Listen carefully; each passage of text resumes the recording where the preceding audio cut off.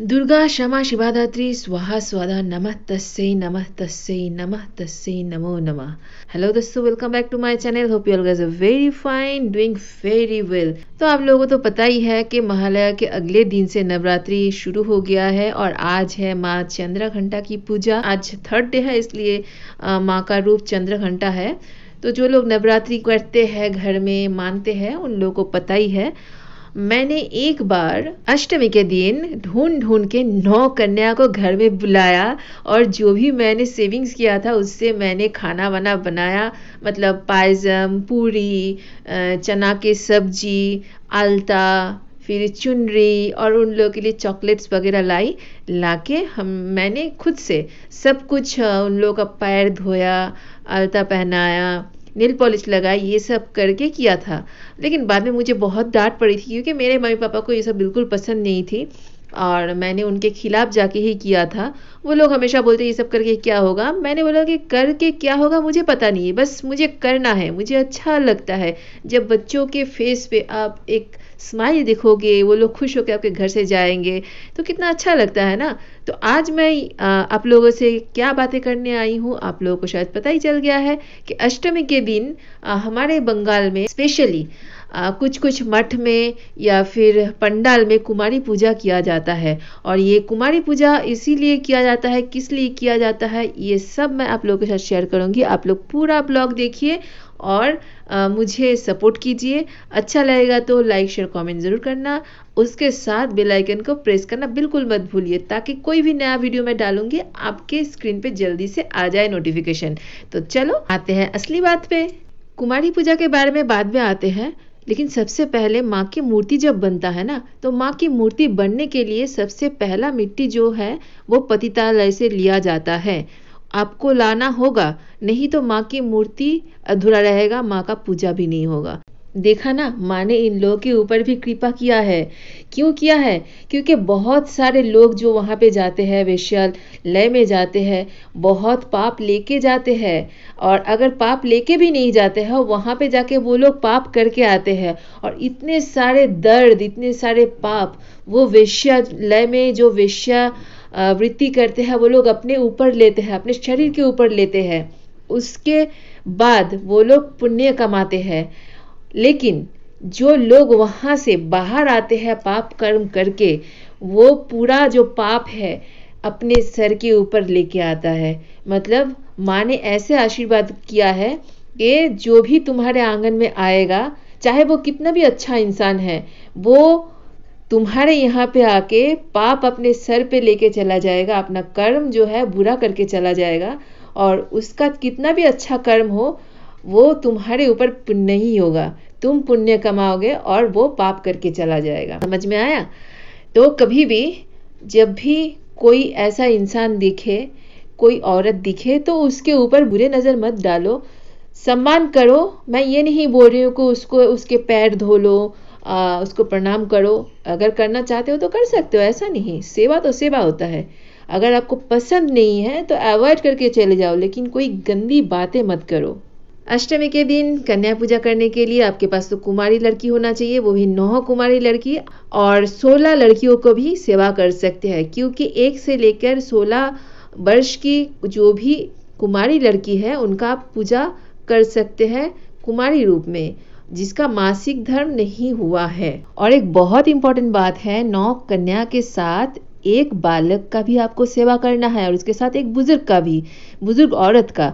जो बालक है ना, बालक बजरंगबली रूप में आपके पास रहेगा और उसका सेवा कीजिएगा।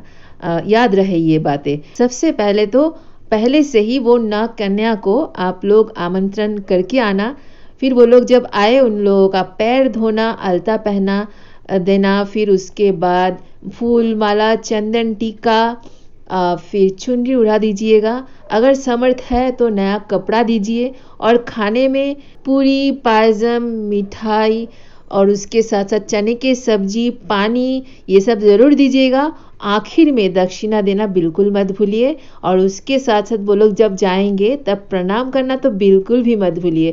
ख्याल रखिएगा कि वो लोग हंसते हुए आपके घर से जाए, है ना। माँ के 9 रूपों का जैसा नाम है शैलपुत्री, ब्रह्मचारिणी, चंद्रघंटा, कुष्मांडा, स्कंद माता, कात्यायनी, कालरात्रि, महागौरी और सिद्धिदात्री, वैसे ही 9 कुमारियों का भी अलग अलग नाम है। चलिए जानते हैं। पहले प्रथम वर्षीयों से लेके 9 वर्षीयों तक कुमारियों का नाम बोलते हैं, उसके बाद आपको 16 कुमारियों का नाम बताएंगे नेक्स्ट टाइम, मतलब इसके बाद ही। तो चलिए शुरू करते हैं। प्रथम वर्षीय जो कुमारी होती है उनको बोलते हैं कुमारी। उसके बाद त्रिमूर्ति, कल्याणी, रोहिणी, कालिका, चंडिका, शांभी, दुर्गा और सुभद्रा, ये है माँ के 9 कुमारियों का नाम। अब नेक्स्ट किसी और ग्रंथ में लिखा हुआ है, उसके बारे में भी हम बताते हैं। ग्रंथ अनुसार कहा जाता है कि प्रथम वर्षीयों को संडा, फिर सरस्वती, फिर त्रिधा मूर्ति, फिर जिसका उम्र 4 साल है उसको कालिका, 5 साल के कन्या को सुभगा, और 6 साल के कन्या को उमा, 7 साल के कन्या को शालिनी, और 8 साल के कन्या को कुंजिका, फिर काल संदर्भा, अपराजिता, रुद्राणी, भैरवी, महालक्ष्मी, पीठनायिका, क्षेत्रंगा, अंबिका नाम से 16 साल की लड़की को बुलाया जाता है। अष्टमी के दिन सुबह सुबह उठ के सारे लड़की औरत जो है साड़ी पहनती है, सजती है धजती है, और लड़के लोग कुर्ता पजामा पहन के बहुत हैंडसम लगते हैं। तो लड़के लड़की सुबह सुबह सज धज के मंदिर पंडाल में जाते हैं और पुष्पांजलि दे के आते हैं, ये कोई मिस नहीं करते। उसके बाद बाकी पंडाल में हॉपिंग करने निकल जाते हैं, और संध्या काल में संध्या पूजन होते हैं, संध्या आरती होती है। उस टाइम पे 108 कमल के फूल और 108 दिया जलाया जाता है, बहुत अच्छा लगता है। हालांकि यंगस्टर ये सब फील नहीं कर सकेंगे, कभी जाएंगे तभी तो पता चलेगा ना। मैं बचपन से उतना ज़्यादा बाहर नहीं जाती थी, पंडाल हॉपिंग करने नहीं जाती थी, 1-2 दिन जाती थी, लेकिन घर में बैठ के भी मैं बहुत खुश रहती थी क्योंकि माँ आई है ना। इस बार मैं बिल्कुल भी खुश नहीं हूँ। खुश हूँ, ऐसा नहीं कि खुश नहीं हूँ, लेकिन इतना सेलिब्रेट करने का मन नहीं कर रहा है। लड़कियों के ऊपर, औरत के ऊपर इतने ज़्यादा अत्याचार बढ़ गया है, इतना बुरी नज़र लड़कों ने लड़कियों के ऊपर रख दिया है ना कि अच्छा नहीं लगता है कि जहाँ पे एक कन्या का पूजा किया जाता है वहीं पे उसका रेप हो रहा है, फिर चीरहरण हो रही है, मर्डर हो रहा है, पता नहीं क्या क्या, कितना गंदा। मैं बोल भी नहीं सकती, बोलने का मतलब ही नहीं है, आप सबको ही जानते हैं। इसीलिए मेरे अंदर ना वो जो खुशी है सेलिब्रेट करने का, वो शायद कहीं गुम हो गया है। फैमिली लाइफ में हूँ ना, तो मेरे साथ जो मेरा पार्टनर है उसके लिए तो मुझे थोड़ा सा बाहर जाना ही होगा। हालांकि वो भी मुझे इतना कुछ फोर्स नहीं करता है, मैं जाऊंगी तो वो जाएगा, मैं नहीं जाऊंगी तो वो नहीं जाएगा। मेरे बिना वो बिल्कुल भी नहीं जाता है कहीं पे मैं जाऊंगी कहीं पे तो वो बोलेगा मैं भी जाऊंगा मैं भी जाऊंगा। तो बस साल भर तो काम करता रहता है, काम काम काम काम काम। उसके खुशी के लिए मैं इतना तो कर ही सकती हूँ। तो आप लोग भी घूमिए, पूजा कीजिए, आप लोग भी बहुत घूमिए, मज़े कीजिए और सावधानी से रहिएगा। कुछ भी प्रॉब्लम होता है तो आवाज़ उठाइए, डरना मत, रुकना मत। ये नहीं समझना कि कोई न्याय नहीं मिलेगा, कोई जस्टिस नहीं मिलेगा, मिलेगा। इधर नहीं मिलेगा तो ऊपर में है ना माँ, वो देवी न्याय दिलाएगी। तो बिना कर्मफुल भोगे आपको तो परलोक में भी जगह नहीं मिलेगा। चलो, आप लोगों को ये ब्लॉग अच्छा और इन्फॉर्मेटिव लगा है तो कमेंट करके ज़रूर बताइए। फिर मिलेंगे, till then bye bye, love you all, जय जगन्नाथ, हर हर महादेव। या देवी सर्वभूतेषु शक्तिरूपेण संस्थिता, नमस्तस्यै नमस्तस्यै नमस्तस्मै नमो नमः। जय माँ दुर्गा।